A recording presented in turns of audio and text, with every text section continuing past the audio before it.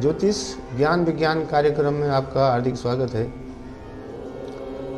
और हम पुनः आपके सामने जो प्राचीन विज्ञान है वो किस तरीके से ज्ञान बन करके आपका कल्याण कर सके और ज्योतिष के माध्यम से आप अपनी मंजिल को तलाश कर सकें। हमारा प्रयास इस प्रकार से कि आप इसकी मूलभूत जो जानकारी है वो हासिल कर पाएं। और ये एक सामान्य सी बात है, प्रत्येक क्षेत्र में इस बात को आप देख सकते हैं कि जिस चीज़ का ज्ञान आपको थोड़ा सा भी, बहुत सारी चीज़ें ऐसी हैं जिनके बारे में आप थोड़ा ही ज्ञान रखते हैं लेकिन उसका भरपूर उपयोग करते हैं। एक व्यक्ति मोटरसाइकिल चलाता है, वो उसकी संबंधित कुछ ही बातों को जानता है, उसके संतुलन को जानता है, टायरों की हवा को जानता है, ब्रेक को जानता है, एक्सीलेटर को जानता है, क्लच को जानता है। 5-7 जो उसकी मूलभूत बातें हैं, उसको ऑपरेट करने की जो बातें हैं, उसका नॉलेज उस व्यक्ति के पास में है। लेकिन इतनी नॉलेज की बदौलत जबकि एक मोटरसाइकिल बनाने के लिए बहुत सारी बातों की जरूरत पड़ती होती है, और जैसे गियर बक्स इत्यादि की बातें हैं, उसके शॉकर इत्यादि की दूसरी, पेट्रोल से संबंधित जो दूसरी बातें, हवा से संबंधित जो दूसरी बातें, इतना जो बड़ा विज्ञान एक साधारण सी स्थिति में आपके हाथ में आ जाता है एक वाहन के रूप में, और आप उसके बारे में थोड़ा सा ही नॉलेज रखते हैं, लेकिन इतने नॉलेज के कारण आप उसका भरपूर उपयोग करते हैं और सही इस्तेमाल करते हैं, सही लाभ आपको प्राप्त होता है। ये विज्ञान है। लेकिन उस विज्ञान को जब आपने थोड़ा सा समझा तो वही विज्ञान जब आपके लिए ज्ञान का काम कर जाता है तो वो विद्या, चाहे वो आप रसोई में किसी रेसिपी को लेकर के किसी बात को समझ सकते हैं, वाहन से संबंधित किसी बात को समझ, कोई भी टेक्निकल हैंड हो, किसी भी प्रकार की बात हो, तो उसको जिस चीज़ को भी हम आज की तारीख में जिसका उपभोग कर रहे हैं, उसके मूलभूत तत्वों को न जानते हुए भी उससे संबंधित महत्वपूर्ण बातों की जानकारी रखने के कारण उस चीज़ का हम भरपूर उपयोग कर पाते हैं। और मेरा प्रयास ज्योतिष के माध्यम में यही है कि ये जो ज्योतिष का विज्ञान है किस प्रकार से आपको ज्ञान बन करके आपका मार्गदर्शन का काम करता है और आपको लाभ पहुँचाता है। कल तक हम बात कर रहे थे कि सभी भावों की जो हानिकारक स्थिति आती है उनके 12वें भाव को देख लेना चाहिए, उनका व्यय भाव उनके लिए हानिकारक होता है।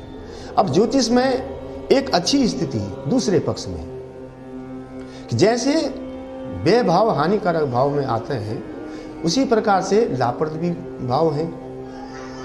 तो प्रत्येक भाव का अपने से पंचम और नवम विशेष करके ये जो भाव उसके लिए होंगे हमेशा शुभ होंगे।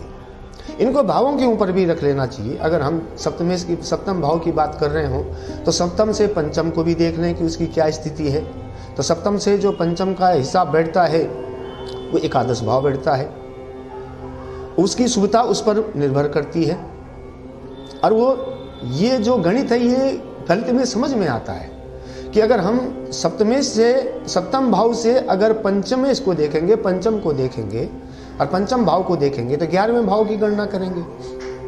अब इधर अगर हम व्यापार की बात करते हैं, 11वां भाव आमदनी का भाव है और सप्तम भाव दैनिक रोजगार का भाव है। तो स्वाभाविक बात है कि दैनिक में जो आप रोजगार कर रहे हैं, जो प्रयास कर रहे हैं, जो प्रयत्न कर रहे हैं, जो भी कार्य अपना संपादित कर रहे हैं रोजाना, उससे अल्पतो आपको आमदनी की तो प्राप्ति होनी है। और वो एकादश भाव से आमदनी की गणना की गई है, उसका विचार एकादश भाव में किया गया है। तो स्पष्ट समझ में बात आती है कि अगर हम सप्तम भाव के पंचम भाव को देखेंगे तो 11वां भाव बैठेगा और वहाँ आमदनी का भाव है, और इससे स्पष्ट पता लग जाता है कि इस व्यक्ति की आमदनी किस प्रकार से होगी, इसका दैनिक रोजगार कैसा होगा और उससे इसको आमदनी किस प्रकार से प्राप्त होगी, ये स्पष्ट बात है। उसके साथ हम उसका एक और भाव, हमने कहा कि पंचम और नवम जितने भी भाव बैठेंगे, प्रत्येक भाव का पंचम और नवम जो भाव बैठेगा, जो स्थान बैठेगा, उसके लिए परम शुभ होगा। वहाँ पर अगर अच्छे ग्रह बैठे हों तो उसका तो और ही लाभ विशेष होगा। अगर पाप ग्रह बैठे हों तो उसका थोड़ा सा प्रभाव घट जाएगा, कुछ खराबियाँ भी आ सकती हैं, लेकिन शुभ तो जरूर रहेगा। अब अगर हम सप्तम से नवम की बात करते हैं तो सप्तम से नवम का जो भाव बैठा वो तृतीय भाव बैठा। अब सप्तम रोजगार इत्यादि की बात करते हैं तो तृतीय भाव हमारी मेहनत का भाव है। तो हम किस प्रकार की मेहनत अपने दैनिक रोजगार पर कर रहे हैं अब देखिए यहाँ पर एक सीक्वेंस बन जाती है, तृतीय, सप्तम और एकादश। यानी हमने बात तो करी थी सप्तम भाव की कि सप्तम भाव में दैनिक रोजगार इस व्यक्ति का कैसा होगा। उसके लिए हमने उसकी डिटेल अगर हमने देखना चाहिए तो पहले ये देखा कि उसका नवम भाव बैठा तृतीय भाव। तृतीय भाव से हमने ये देखा कि ये आदमी लेबोरियस है या बिल्कुल आलसी है, कैसा है, मेहनत करता है या मेहनत के प्रति इसका क्या रवैया है, उस चीज़ को तृतीय भाव नौ खाने की दृष्टि से बता देगा। और पंचम के हिसाब से सप्तम से जो पंचम बैठा वो एकादश बैठा, तो दैनिक जो रोजगार था उसके कारण आमदनी आपको क्या प्राप्त है, आपका आमदनी का क्या रेशो रहेगा।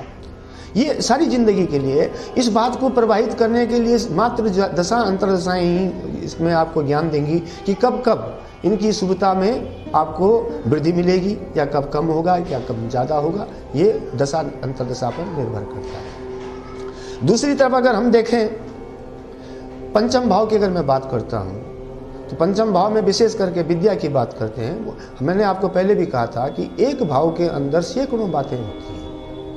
मैं मात्र आपको एक इशारा मात्र कर रहा हूँ, उस भाव से और भी बातों को उसी प्रकार से डिस्कस किया जाता है, फाइंड आउट किया जाता है कि ये किस प्रकार से अपना फल देगा। अगर मैं यहाँ पर इन्हीं नवम पंचम की स्थिति को पंचम भाव पर लागू करता हूँ तो पंचम का मैं विद्या को अगर यहाँ पर उसकी स्पष्ट स्थिति को देखना चाहूँ तो पंचम से पंचम भाव नवम भाव। तो अगर मैं किसी की विद्या के बारे में कोई डिक्लेरेशन कर रहा हूँ, उसकी बुद्धि के बारे में कोई डिक्लेरेशन कर रहा हूँ तो पंचम से नवम को भी देखा जाएगा। पंचम से जो पांचवा बैठेगा नवम खाना बैठेगा, और नवम पहले से निर्बाध रूप से बिल्कुल आपको कहा था कि ये भाग्य का स्थान है और बहुत महत्वपूर्ण है। और अगर उससे हम नवम पर जाते हैं तो नवम बैठा लग्न, लग्न जहाँ से आपकी कुंडली शुरू होती है, जहाँ से आपका लग्न जो है, एक तो नवम बैठ गया लग्न और पंचम बैठ गया नवम। तो पंचम जो विद्या का भाव है उसके लिए ये भी देख लेना बहुत ज़रूरी है कि पंचम में किस प्रकार के ग्रह बैठे हैं, अच्छे बुरे जैसे भी हैं। अगर अच्छा ग्रह पंचम में बैठा हुआ हो तो कहें कि अच्छा फल है, और पंचम से भी अगर पंचम नवम भाव में बहुत अच्छा ग्रह बैठा हो तो बहुत अच्छी बात है। और छोटी से जो बड़ी विद्या पर जाएगा, उच्च शिक्षा पर जाएगा, तकनीकी शिक्षा पर जाएगा तो उसका प्रभाव और भी अच्छा रहेगा। और इस बात के साथ में जो पंचम का नवम है लग्न, उसको भी देखना बहुत जरूरी है। अगर पंचमेश का लग्नेश के साथ में भी कोई संधान होता हो, कोई संबंध होता हो तो ये तो सोने पर सुहागा वाली बात है। लग्नेश हमने पहले भी कहा था कि जिस प्रकार से अष्टमेश कुंडलियों के लिए परम अशुभ है, उसी प्रकार लग्नेश निर्बाध रूप से परम शुभ है, क्योंकि वो लग्न है, वो शरीर है, उस पर ही कुंडली केंद्रित है, उस भाव से ही सारे भावों की गणना की गई है, सारे भावों का विचार उसी भाव से किया गया है। तो नवम पंचम इन बातों को और भी खानों पर, सभी खानों पर लागू करना चाहिए। और एक चीज़ और है कुछ बातों के लिए कि जैसे अगर सप्तम भाव को अगर विचार करना हो विशेष करके तो सप्तम से सप्तम की स्थिति भी जरूर देख लें, पंचम से पंचम की स्थिति भी जरूर देख लें, दसम से दसम की स्थिति भी जरूर देख लें, दसम भाव से भी दसम भाव, कौन भाव? सप्तम भाव। अब दसम से दसम भाव, सप्तम भाव, अब दसम कर्म का खाना है और सप्तम दैनिक रोजगार का खाना है। तो कर्म और रोजगार का जो संबंध है वो स्पष्ट रूप में समझ में आता है। तो अगर सप्तम भाव का और दसम भाव के ग्रहों का आपस में कोई तालमेल हो रहा हो, राशियों का कोई तालमेल हो रहा हो और अच्छा तालमेल हो रहा हो तो बहुत ही उत्तम बात है, बहुत ही उत्तम फल की प्राप्ति की आशा है। इसी प्रकार से अगरचे मैं 11वें भाव की बात करूं तो 11वें से भी 11वां भाव वो भी उसके लिए शुभ भाव है। और वो शुभ भाव कौन? 11वें से 11वां नवम भाव। अब 11वां आमदनी का भाव है और नवम भाग्य का भाव है। अब इस केमिस्ट्री को आप यहां पे समझिए कि आपकी आमदनी को आपका भाग्य ही तो प्रभावित करता है। ये तो हम पहले भी इस बात को कह चुके हैं, बहुत बार कह चुके हैं कि भाग्यम फलित सर्वत्र न विद्याम न पौरुषम। अगर भाग्य अच्छा है तो व्यक्ति का थोड़ा सा परिश्रम भी उसको अपार सफलताएं दिलाता है, और अगरचे उसका भाग्य उसको साथ नहीं दे रहा है तो उसकी कठोर मेहनत भी उसको सही परिणाम नहीं दे पाती। इस बात के लिए विस्तार के लिए रोजाना हम ज्योतिष की चर्चा आपके साथ कर रहे हैं और इस कार्यक्रम को रोजाना आप देखते रहें।